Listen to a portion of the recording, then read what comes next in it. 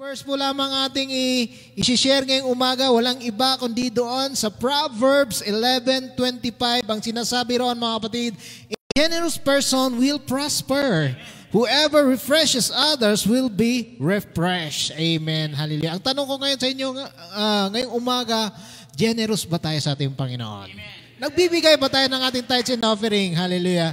Kaya kung binibigay natin ang ating kaloob, ay, praise God masyado yan. Hallelujah na. Nalulugod ang ating Panginoon Diyos. Kasi sabi nga rito, a generous person will prosper. Huwag tayong maging, anong tawag nito? Huwag tayong maging masyadong ganyan sa ating mga kayamanan o kung ano man meron sa atin, time, talent, or treasure. Kasi hindi naman ibig sabihin na pag sabi natin generous tayo, puro na lang pera-perang usapan doon.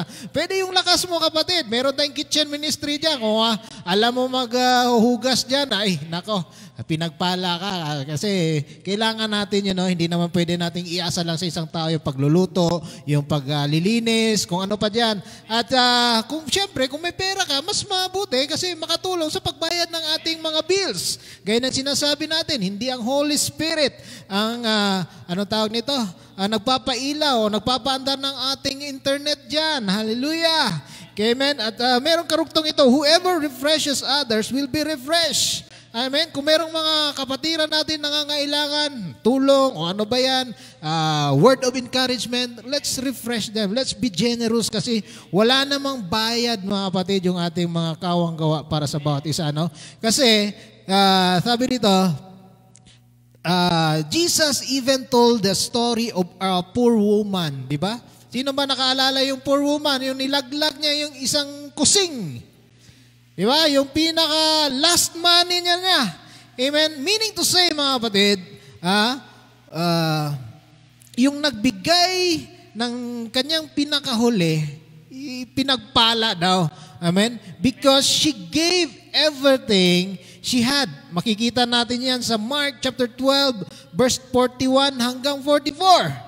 So, meaning to say pala, mga kapatid, you don't have to be rich. Hindi kailangang maging mayaman para maging generous. You just need a heart that is willing to give to the Lord. Amen. So instead na of scarcity mindset sabihin mo, panghuli ko na nga to, malayo pa, pizza de peligro na bibigay ko pa ito. Instead na magkaroon tayo ng ganun na mindset, let's have a mindset of abundance. Amen. Yung abundance, positivity that our God, He will give everything, unlimited. Strength man yan, power man yan, resources man yan, kalakasan man yan ng katawan. Kung ano may inihiling natin sa Panginoon, as long as it is in line with God's will, ibibigay niya yan. Amen. Kaya kung handa